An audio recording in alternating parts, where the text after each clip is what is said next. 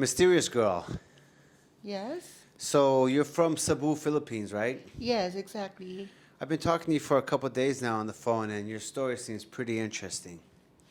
So I just want to say thanks for coming down to the studio and being open to talk about your life story. So you told me that you were actually at 9 years old. You got raped in your hometown. Is that correct? Yes. So there was a kid that actually lived in the neighborhood, and he kept on inviting you over to his house constantly Yes. to watch TV shows and cartoons and stuff. And then during that time, Yeah. he would get naked and start masturbating. And he Yes. wanted you to, Yes. fondle his cock and start touching it and stuff. And you got really scared and you ran away, correct? Yes, is correct. And then later on down the road, you said that you kept on going over there because you didn't have too many friends, Yeah. and you enjoyed his company. But he continued to do the same thing over and over and over again. Yes. And eventually, he tried to have intercourse in your ass. Is that correct? Yes, is correct? This was my first time. Right. And this only 9 years old. I mean, that Yeah. must have been so traumatizing. Yeah. So you went to your family, or you weren't able to tell anyone? Is that right? It was like you kept it as a Nobody, secret. yeah, nobody know about that. I keep it a secret. That's crazy. So that must have just changed your whole life from then on, right? I mean, that must have been just like, a horrible experience to deal with at 9 years old. I mean, 9 years old, we gotta be playing with our friends on bicycles and stuff. I mean, not having some guy masturbating, telling you to come over and start playing with his dick and shit. Dude, that's crazy. I'm sorry to hear. So after that, you mentioned that you started going back to school and stuff, right? Yeah. And at school, you were getting bullied a lot? Yeah, I bullied a lot from my schoolmates and classmates as well. They call me bayat, that is mean gay in the language. That's horrible. And you also mentioned that your family was also not supportive for you for being a transgender, and they were also just not giving you love. And I mean, like you sound like you were just they kept you distant from your whole family, your whole bloodline. Is that correct? Yes, is that correct? I mean, why would they do that to you? I mean, you were born, that's your mom, it's your dad, it's your family. You got brothers and sisters, and everyone just neglected you. Yeah, because actually in our family we don't have any gays in our family. Even from my father's side, my mother's side, don't have any gays. So even my grandfather told me there's no gays in our family. So actually my grandfather disgraced me actually. And also my stepfather, he's always beat me up because he really don't want me. I'm a gay. Right, you were telling me that your parents used to hit you and stuff because you were gay, because you're doing sissy stuff. So they Yes. would just beat you and beat you, like it's supposed to teach you something by beating you for being transgender? Yeah, that's why it's really hurt for me because even my family doesn't support me who I am. That's horrible, man. The first thing someone should do when they have children is they gotta support their children no matter if they're transgender, gay, or whatever they are, straight or not. Families gotta be there for you, man, no matter what.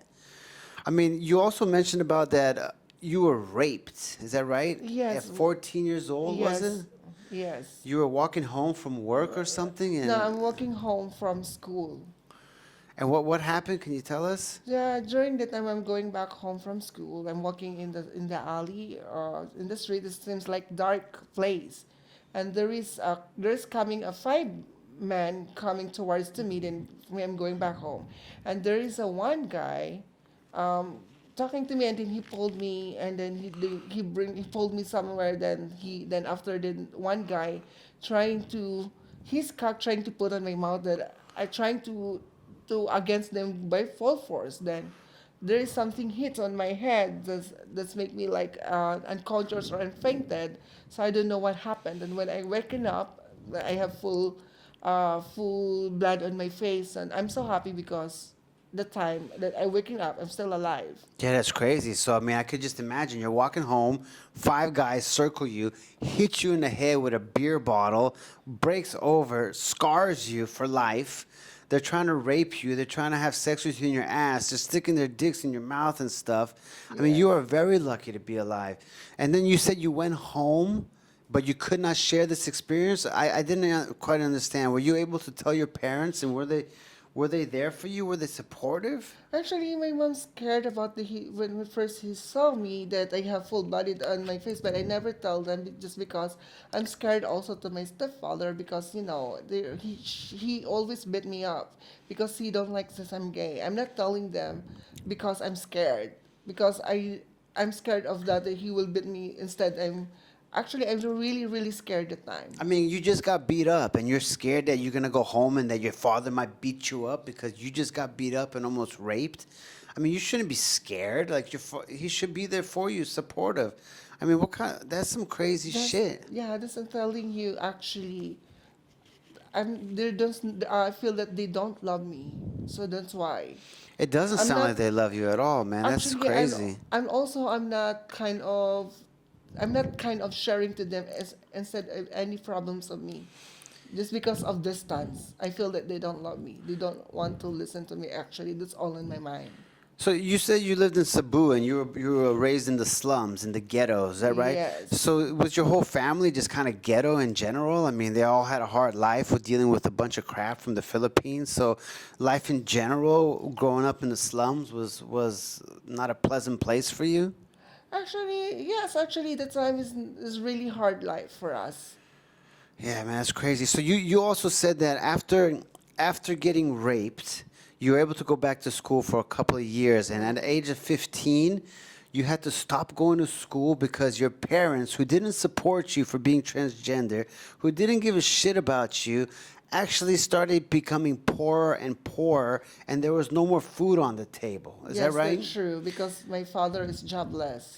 Right. So for you, like someone else probably wouldn't have gave a shit after what they've done to you and not supported you and loved you. But you told me that you left school to actually become a prostitute to work in Cebu City on the beach, just so you can get money to help your family get back on their feet. Is that correct? Yeah, exactly. That I work as a prostitution by help with my lady boyfriend as well. I mean, that's crazy. 15 years old. You have to get out of school. You just been raped, gang banged by 5 people. 9 years old, you're faced with some traumatizing stuff. And now you're on the streets, becoming a prostitute, trying to make money just to support your family. And your boss, the pimp, is a prostitute friend of yours who actually took you from school to Cebu and was teaching you how to hook, how to make some cash, correct? Yes. That's crazy. I mean, was that traumatizing for you or Sometimes, yes, I had some traumatized, especially about sexuality. Especially if there is a guy putting this cock on his mouth, on my mouth, I feel like no, I don't like this. Is something like traumatized on me. yeah, like so probably even today, I mean, from your past experience, it must be hard to find love to Yes. to trust a man in general. Yes. I mean, like every man is you're probably thinking they just want to put their cock in your mouth or something. Like it must be hard for you to trust these people nowadays. Yes, exactly. When you were prostituting at 15 years old, were you experiencing many customers during this time? Was your pimp actually bringing you a lot of work so that you can make money? Actually, we together with the lady boy. Actually, not every day that we have a customer. Sometimes it's zero. Sometimes only one. Sometimes two. For only for one night, 2 men for one night. But sometimes nothing. More of nothing. Some. But mysterious girl, I mean, you're only 15 years old at the time. Yes. I mean, how can your brain think that it's okay to be doing this stuff? I mean, 15 years old, you should be thinking about school, having fun with friends, riding bicycles. But now you're on the street hooking at 15 years old. Just I'm- because of hunger. I understand because of hunger, but I mean, that is one serious experience that you had to go through in life. I mean, how old are you today? I'm 32. 32, right? Yes. I mean, that's like half of your life ago. Yes. I mean, imagine. I mean, does this still like sometimes like do you think about what went on in your past? Like, do you sometimes get sad and cry and like just want to be alone? Sometimes I remember about my past life. Yes.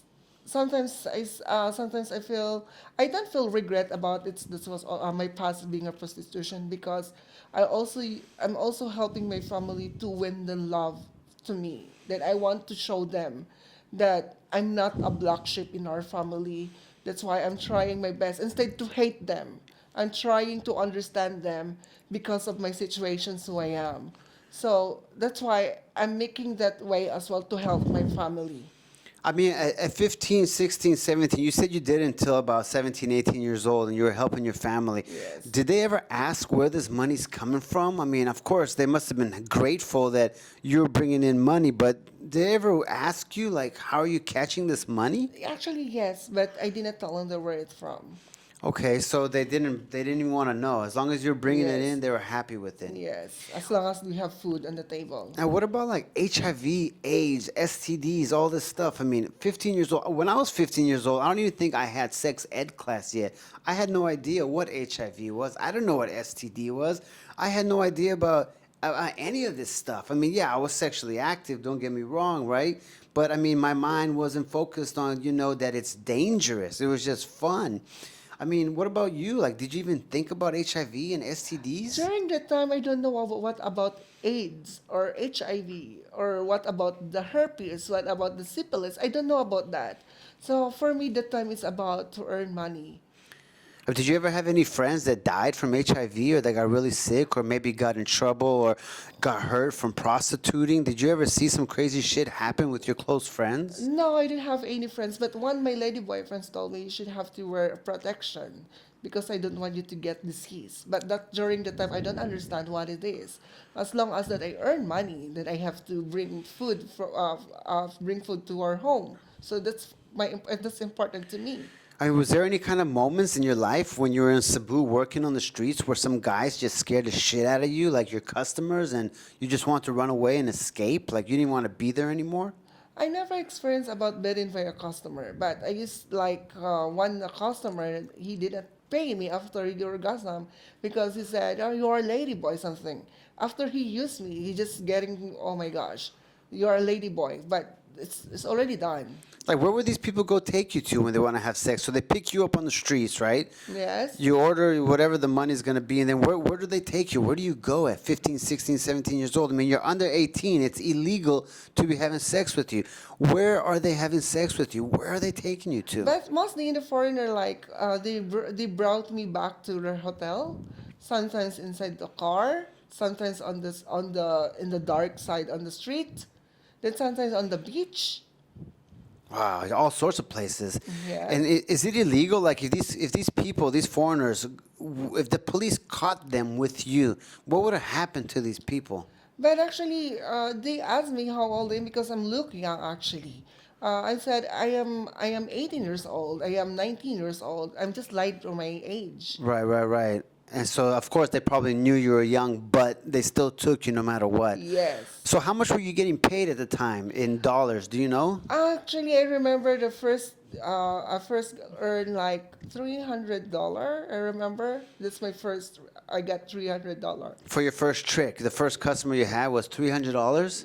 That's actually the first customer was with my lady boyfriend. It's 3,000. That's a pesos, but I earned like it's the biggest money that I earned like $300. Is that at one time? Yes. Wow, wow, wow. So, have you ever had like multiple people have sex with you while you were working as a prostitute? Actually, I never tried like a gangbang sexuality, but Okay. I just like threesome with my lady boyfriend.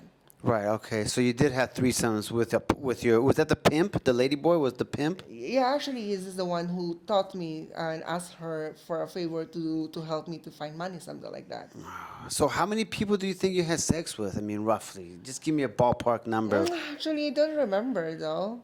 I mean, because you're trying to forget it, you don't want to remember. Actually, It's like you erased it out of your mind, or what? actually, just like exactly, I just raised, but I still remember that I was become a prostitution.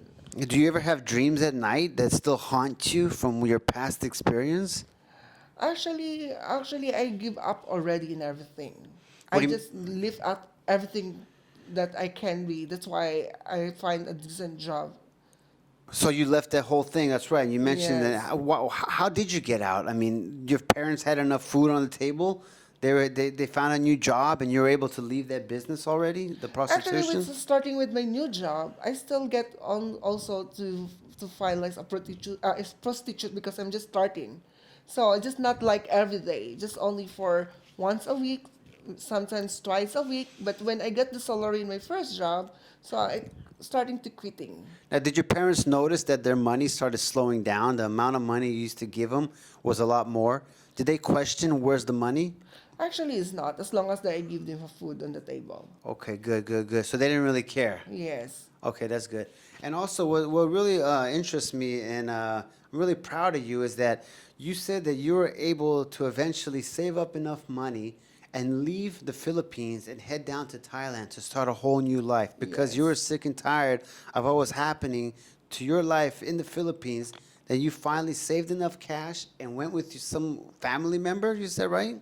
Yeah. And they let you come to Thailand and Yes. I came in Thailand for invitation visa.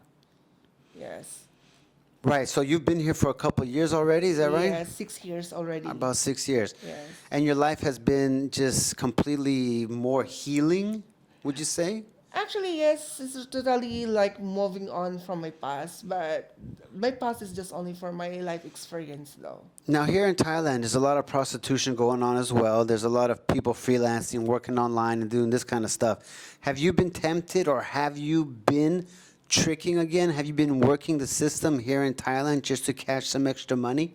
Actually, to be honest, when I learned about dating apps, then I used to meet some foreigner, yes, but some as other is there offer me a money, so they offer me, so why not?